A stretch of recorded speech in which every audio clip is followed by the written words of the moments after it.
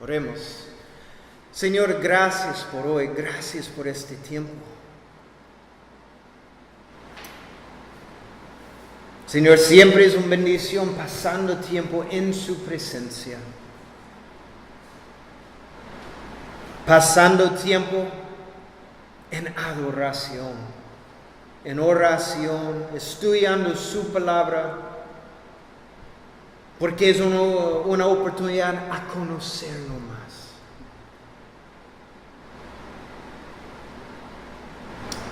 Señor, bendice esta noche. Habla en nuestras vidas hoy. Su palabra vive. Su palabra pertenece a nuestras vidas hoy.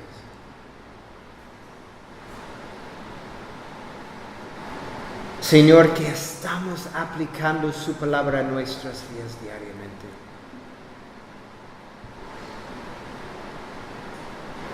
Su palabra sirve cuando estamos aplicando su palabra en nuestras vidas. Señor, bendice este tiempo. Dejamos este tiempo en sus manos. En el nombre de Jesús. Amén. Después de 2 semanas, fue bastante tiempo, estamos retomando nuestro estudiando de números. Vamos en capítulo 21. Pero un repaso rápido. En capítulo 20 vimos la muerte de María. Eso fue la primera cosa. María es la hermana de Moisés y Aarón. También en capítulo 20 vimos la rebelión de Moisés y Aarón en contra de Dios y las consecuencias graves que eso les trajo. ¿Se recuerdan? Dios le dijo a Moisés y Aarón que por sus acciones ellos tampoco entrarían a la tierra prometida. Imagínense. Estás llegando al final de 40 años y escuchando estas palabras de Dios.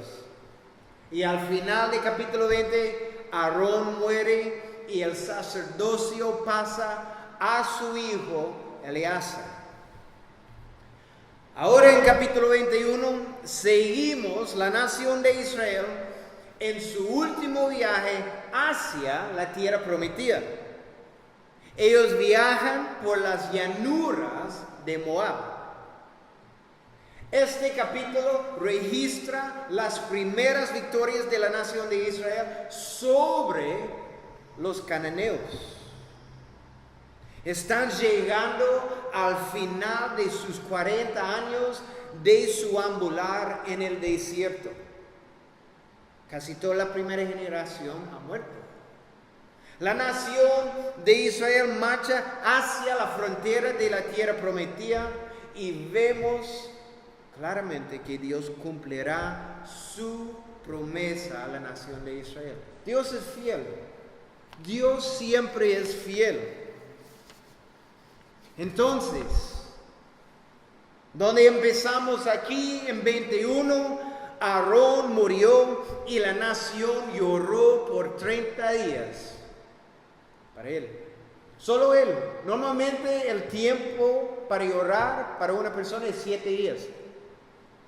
Pero Aarón y solo una persona más, la nación lloró por 30 días.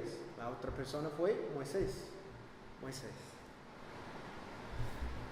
Recuerden también que la nación de Israel le pidió a los edomitas que los dejaran pasar por sus tierras, pero fueron negados. Y eso fue difícil. Los edomitas eran los descendientes de Esaú, el hermano de Jacob. Es decir, eran familia. Los edomitas son la familia de las israelitas. Entonces, para evitar una batalla con ellos, la nación se va por alrededor de la tierra de los edomitas, lo que les hace la trayectoria mucho más larga. porque ellos necesitan salir por el sur para regresar por el norte. Entonces, obviamente ellos están un poco frustrados con la situación. Pero aquí retomamos hoy el estudio en capítulo 21. Ellos viajan alrededor de ellos hacia las llanuras de Moab. Entonces vamos a leer versículos 1 al 3 para empezar. Cuando el cananeo, el rey de Arad, que habitaba en el Negev, oyó que venía Israel por el camino de Atarim, peleó contra Israel y tomó de él prisioneros. Entonces Israel hizo voto de Jehová y dijo: si en efecto entregares este pueblo en mi mano, yo destruiré sus ciudades. Y Jehová escuchó la voz de Israel y entregó al cananeo y los destruyó a ellos y a sus ciudades, y llamó el nombre de aquel lugar Horma. El rey de Aram escucha que los israelitas pasan por su tierra y manda un ejército en contra de ellos y toma algunos prisioneros. Y es muy probable que esto los pilló por sorpresa, porque al parecer la nación no estaba preparada y así algunos caen prisioneros. Vemos algo diferente en esta generación de israelitas.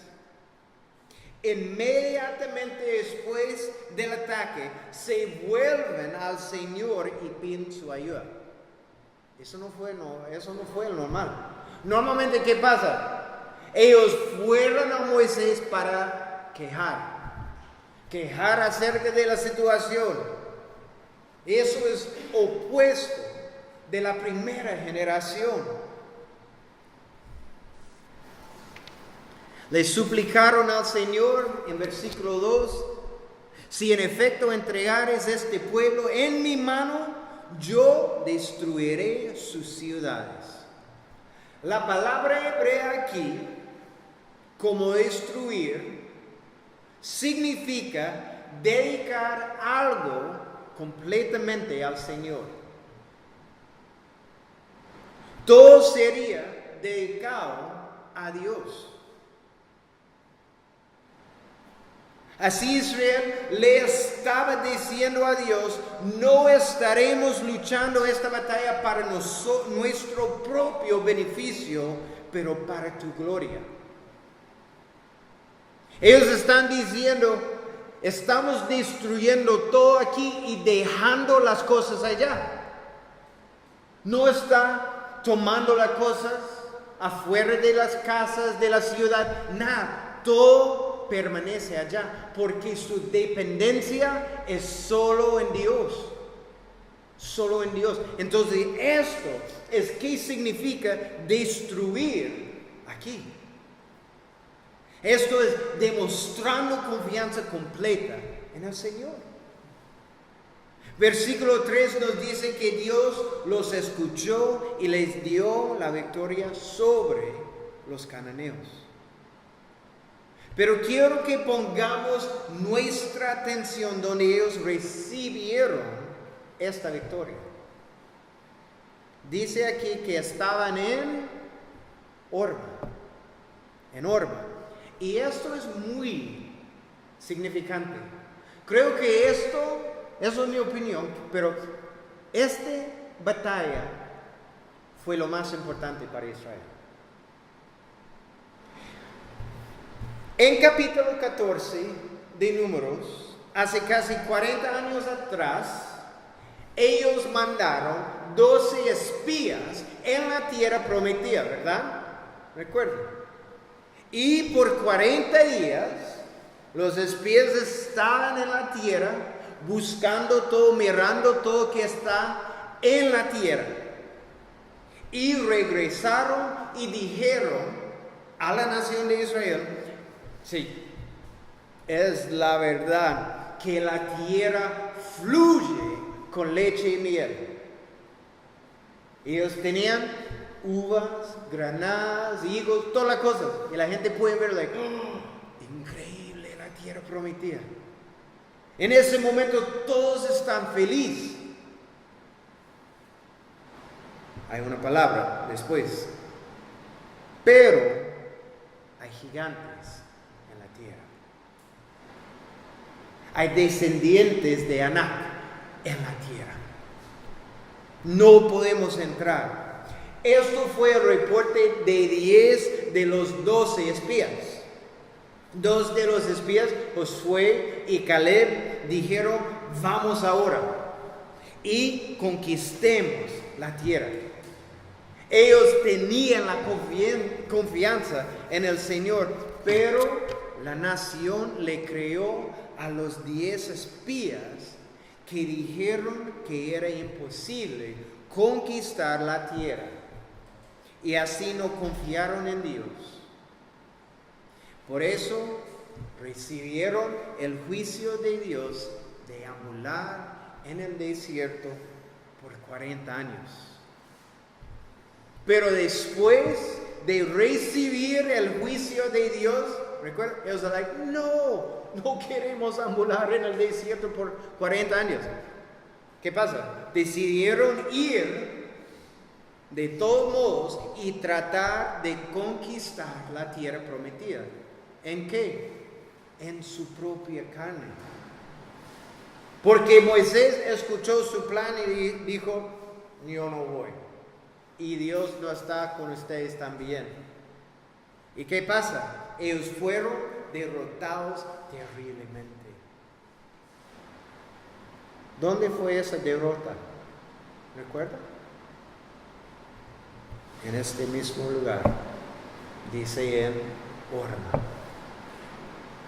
Es increíble. La primera vez que la nación de Israel luchó en contra de los cananeos en Horma, ellos estaban en rebelión, en desobediencia en contra de Dios y fueron derrotados. Pero esta vez ganaron porque Dios estaba con ellos, no en contra de ellos. Dios los trajo de regreso al principio de todo, dándoles una segunda oportunidad para hacer las cosas correctas y las cosas bien. Y ellos lo hicieron. Vemos esto en nuestras vidas, ¿verdad? Cuando fallamos en cosas, Dios en su gracia nos trae de regreso al principio. Tenemos la oportunidad para hacer las cosas correctas y aprender de nuestros fracasos. Yo vemos eso mucho en mi vida. Cuando yo fallo, normalmente la próxima prueba es exactamente lo mismo. Porque Dios quiere que yo estoy aprendiendo esta cosa. Entonces yo regreso al principio de nuevo para aprender. 40 años después, vemos la nueva generación aprendiendo de los fracasos de sus padres. Su dependencia está solo en Dios para la victoria. Nada más. Y si queremos la victoria en nuestras vidas, vemos la receta. Hay una receta. Si quiere la victoria en su vida, tenemos la receta. Es depender solamente en Dios para todo. Nada más.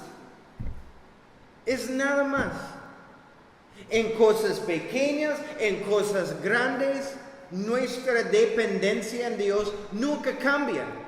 No es cuando es algo pequeño, Dios, yo tengo esto. Es fácil. Cuidado. Oh Dios, esto es grande, entonces, venga, necesito su ayuda. No, en todo, nuestra dependencia es en Dios para todo. Para todo. Esta victoria en obediencia fue una imagen de las cosas por venir en la tierra prometida, bajo el poder de Dios y el liderazgo de Josué. Su conquista total de la tierra prometida sería en unos 7 años más. No fue algo instantáneo. Ellos lucharían por años por su tierra, pero Dios estaba con ellos paso a paso. Y es lo mismo con nosotros. Cuando nuestra dependencia es solo en Dios, Dios es con nosotros paso a paso. Y la buena cosa es, Dios nunca falla. Dios nunca falla.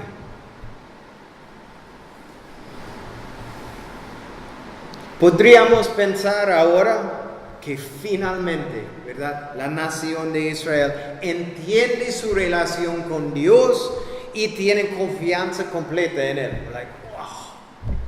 40 años después, ellos han aprendido una buena lección. Pero llegamos a versículos 4 al 9. Nos damos cuenta que la nación repite las mismas cosas que sus padres. Like, oh.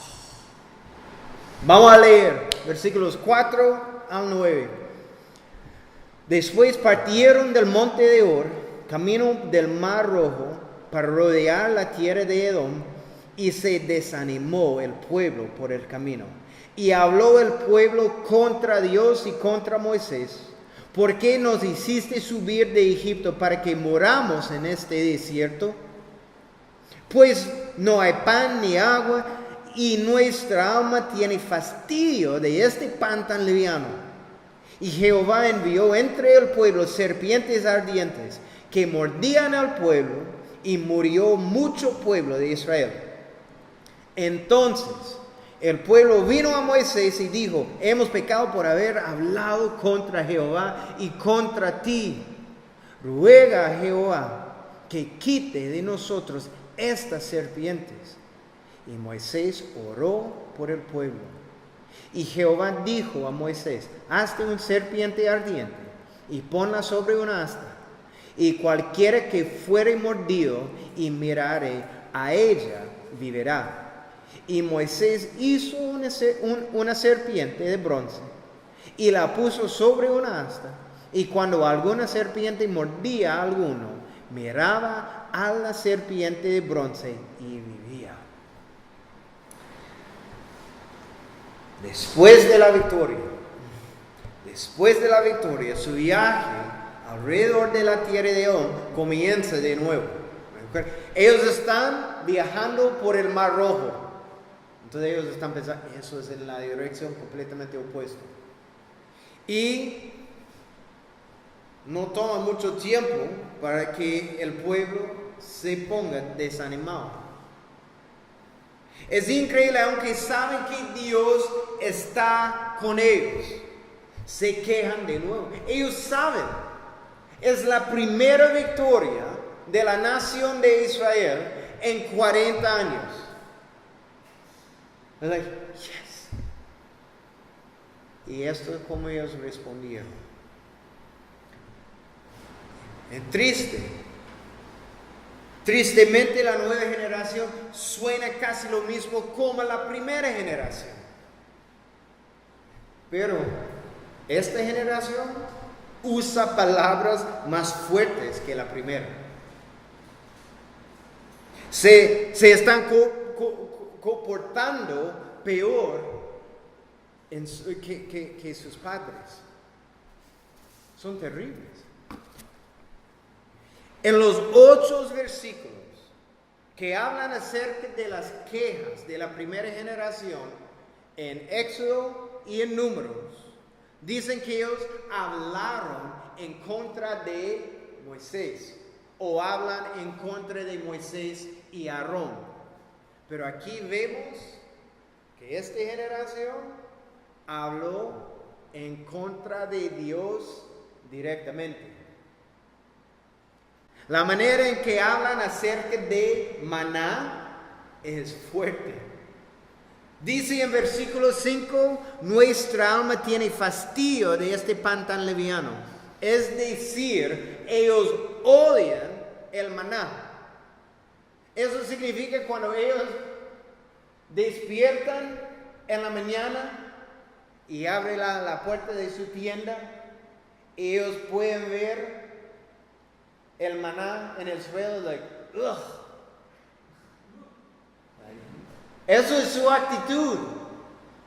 Es horrible. Es like, imagínense, Dios proveyó eso para usted por 40 años.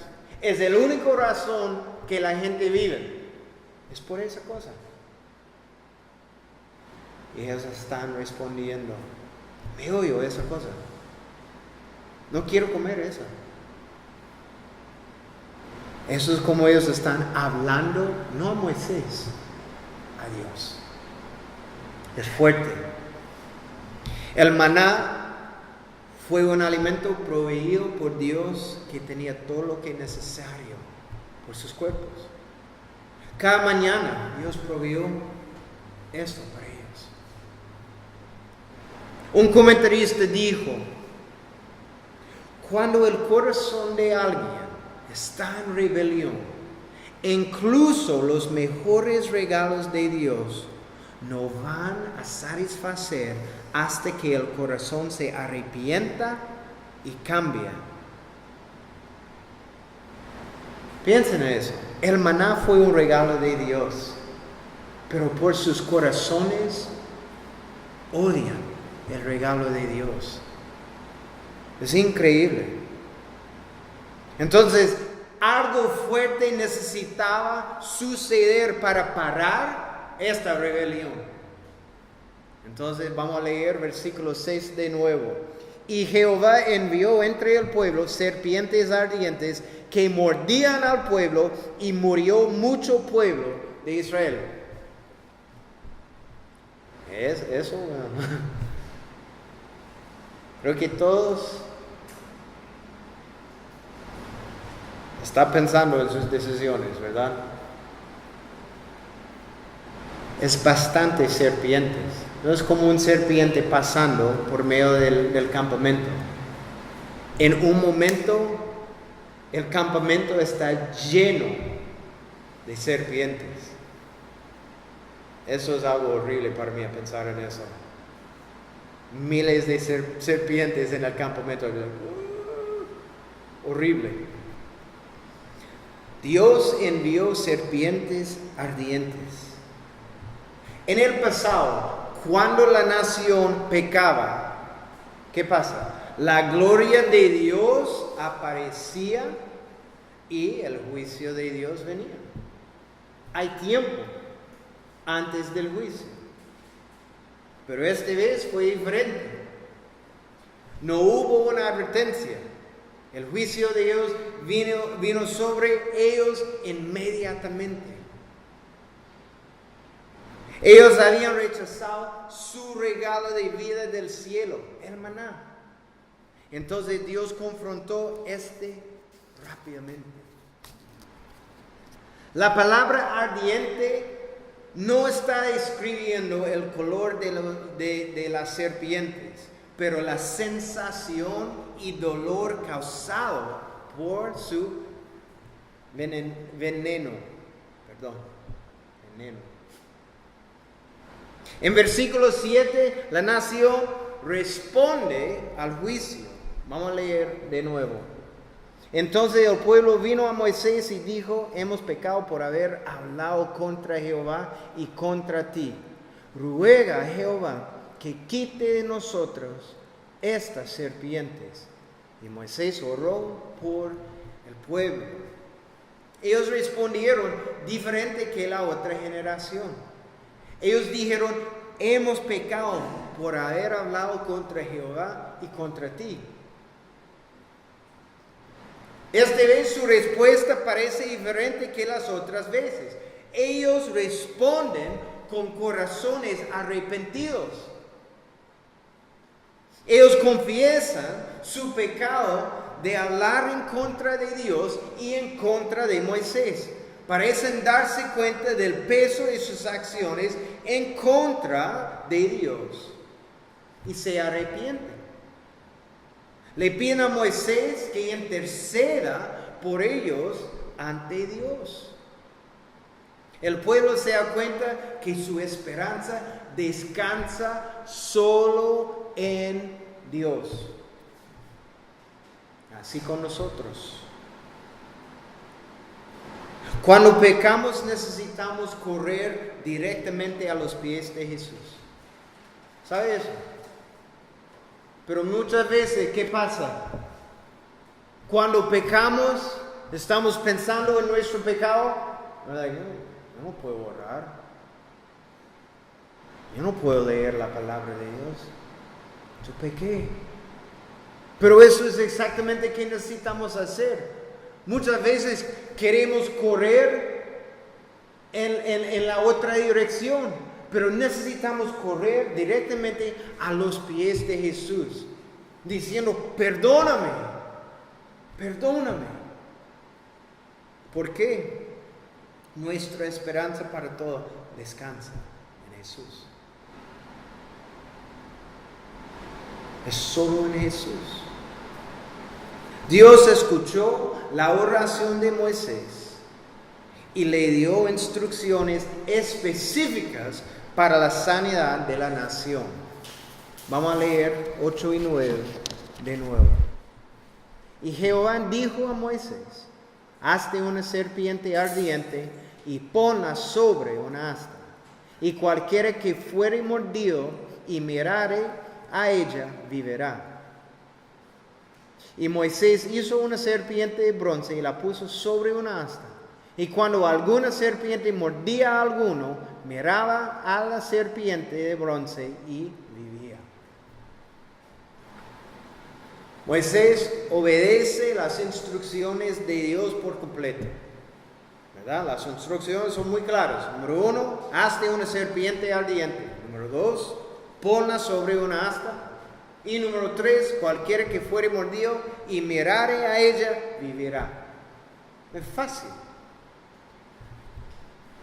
Pero hay algo en esta historia mucho más profundo. Jesús menciona este evento en Juan, capítulo 3, versículos 14 y 15. En referencia a su muerte en la cruz. Es interesante, de todos los eventos de la Biblia, esto es el evento. Vamos a leer Juan 3, versículos 14 y 15. Dice, y como Moisés levantó la serpiente en el desierto, así es necesario que el Hijo del Hombre sea levantado, para que todo aquel que en él cree no se pierda, mas tenga vida eterna. La frase sea levantado era una frase usada en esa época que se refería a la crucifixión. Ahora el verbo mirar que aparece en Números capítulo 21, en versículo 8 y 9, lleva la idea de mirar con fe y entendimiento.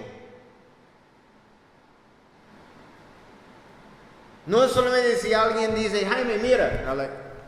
No. Lleva la idea que la gente está mirando con fe y entendimiento. Entonces, ¿por qué Jesús usó este ejemplo para describir su crucifixión? Todo el mundo ha sido infectado por el pecado. Y un día cada persona morirá y estará ante Dios para ser juzgado. ¿Verdad? Cada persona. Pero cualquier persona que mira con fe a Jesús, es decir, que pone su fe en Jesús, será salva y tendrá vida eterna. Es interesante que Dios quiso que Moisés hiciera una imagen de una serpiente. Es la misma cosa que estaba causando la muerte sobre la nación. Imagínense. Mira la serpiente. No quiero. A mí no me gustan las serpientes ahora. No, mira la serpiente. Es interesante. Es la serpiente, es la imagen. Pero en la cruz, Cristo se convirtió en pecado por nosotros. Es la misma cosa que condena a la muerte a cada persona.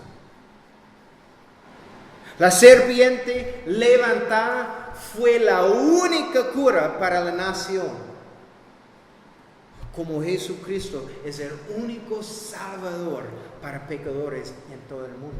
No hay otra opción. Es solo Jesús. Nadie puede mirar a la serpiente de bronce por otra persona, así como cada pecador debe mirar por sí mismo a Cristo.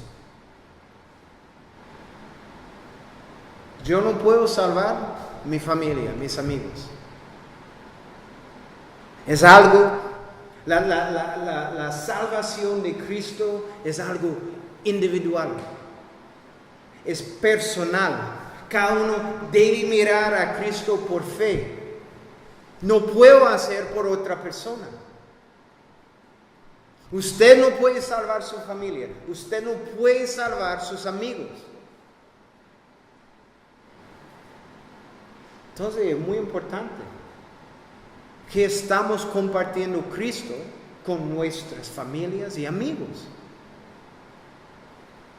Porque es una decisión individual, es una decisión personal. No es suficiente simplemente si usted está orando. Eso no salva a esas personas. Ellos necesitan mirar a Cristo y poner su fe en Cristo. Es personal. La serpiente fue la única salvación que Dios por su gracia proveyó. ¿Verdad? Es la única cosa que leamos aquí. Si alguien rechazaba la solución que Dios había puesto, esa persona, ¿qué? Moría sin esperanza. Cristo es la única salvación para el mundo. Quien lo rechaza no tiene otra esperanza fuera de Cristo y morirá eternamente. Las consecuencias de alguien no poniendo su fe en Cristo son graves, ¿verdad? Son graves, son eternales. Es solo por medio de Cristo que tenemos la salvación eterna. La única solución ha sido establecida y es esta. El pecador debe mirar a Jesús y poner su fe solo en Él y será salvo. Nada más. En versículos 10 al 20, y yo quiero animarlos a leer en su propio tiempo. La nación de Israel viaja a las llanuras de Moab. Esta sección describe los lugares donde acamparon en su viaje alrededor del territorio de Edom. También contiene la canción de la nación cantaba al marchar. En la canción no se están quejando acerca de su situación, pero está celebrando la provisión de Dios para ellos. Esto es un buen cambio de actitud de la nación en la nación de Israel. Es la actitud que deben mantener para entrar a la tierra prometida. La primera es un corazón que confía en Dios. El resto del capítulo 21 registra 2 batallas más de la nación de Israel antes de llegar a las llanuras de Moab. La primera batalla está en versículos 21 al 32 en contra de los amorreos. Y esto fue parecida a la situación en Edom. Israel mandó mensajeros para pedir permiso para pasar por medio de su territorio. Los amorreos le negaron permiso y enviaron, como los edomitas, su ejército para luchar en contra de Israel. Pero aquí es donde la situación es diferente. Moisés no quería pelear con los edomitas. ¿Por qué? Porque más o menos son familia. Son los descendientes de Jacob y Esaú, o ellos de Esaú. Pero los amorreos, no. Ellos eran descendientes de Cam, hijo de Noé. Entonces, eso es diferente. Dios les dio la confianza para luchar y ganar la batalla con los amorreos. La segunda batalla está en versículos 33 al 35 y es la batalla en contra de Basán. Pero leamos acerca de esta batalla. 33 al 35. Y volvieron y subieron camino de Basán, y salió contra ellos Og, rey de Basán, él y todo su pueblo para pelear en Edrei. Entonces Jehová dijo a Moisés: no le tengas miedo, porque en tu mano lo he entregado, a él y a todo su pueblo y a su tierra, y harás de él como hiciste de Sehón, rey de los amorreos, que habitaba en Hesbón. Hirieron a él y a sus hijos y a toda su gente, sin que la quedara uno, y se apoderaron de su tierra. Dios le dijo a Moisés que la victoria le pertenecía a Israel. Y lucharon contra Basán y ganaron. Y eso fue una gran batalla, porque leamos en Josué capítulo 2 que las noticias de esta batalla alcanzó hasta Jericó, y esto trajo gran temor a los habitantes de la tierra. Cuando este capítulo termina, la nación está muy cerca de la tierra prometida. Ellos casi llegan a las llanuras de Moab. Vimos muchos cambios con la nación de Israel en este capítulo. Toma casi 40 años ver este cambio en sus corazones, pero fue absolutamente necesario. Dios tiene un propósito en todo lo que hace. Él no desperdicia nada. Ningún tiempo, ninguna estación de nuestras vidas, ninguna corrección, ninguna victoria. La primera generación no estaba lista para habitar la tierra prometida. Sus corazones siempre estaban mirando hacia atrás, hacia su pasado en Egipto. Ellos no confiaban en Dios. Esta generación no es perfecta, pero tienen corazones dispuestos a arrepentirse y volver a poner su confianza en Dios. Y nuestro Dios siempre puede trabajar con corazones que reconocen su pecado, se arrepientan y se vuelven a Él. Dios siempre puede usar corazones como eso. No somos perfectos, ¿verdad? Yo no. No somos perfectos, pero sí tenemos corazones dispuestos a reconocer nuestros pecados y a arrepentirnos verdaderamente y poner toda nuestra confianza en Dios, buscando su voluntad, porque sabemos que Él tiene un propósito y plan para nuestras vidas. Dios hará una obra en nosotros y a través de nosotros. Y esto es buenas noticias, ¿verdad? Es buenas noticias. Amén. Amén. Señor, gracias por su palabra.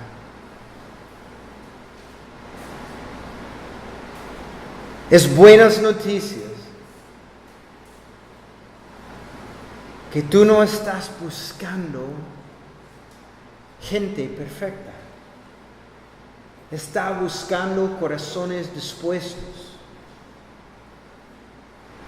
Dispuestos siempre primero para arrepentir.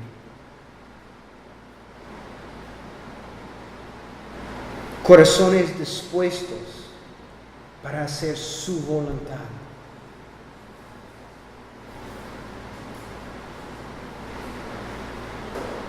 Porque tú tienes un plan y propósito para cada uno de sus hijos. Esto es bueno. Señor, gracias por estas noticias para nosotros hoy.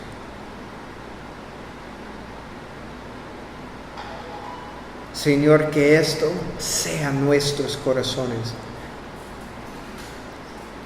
que queremos orar, arrepentir y seguirlo siempre con todos nuestros corazones. Que nuestro deseo ser usado para su reino y para su gloria.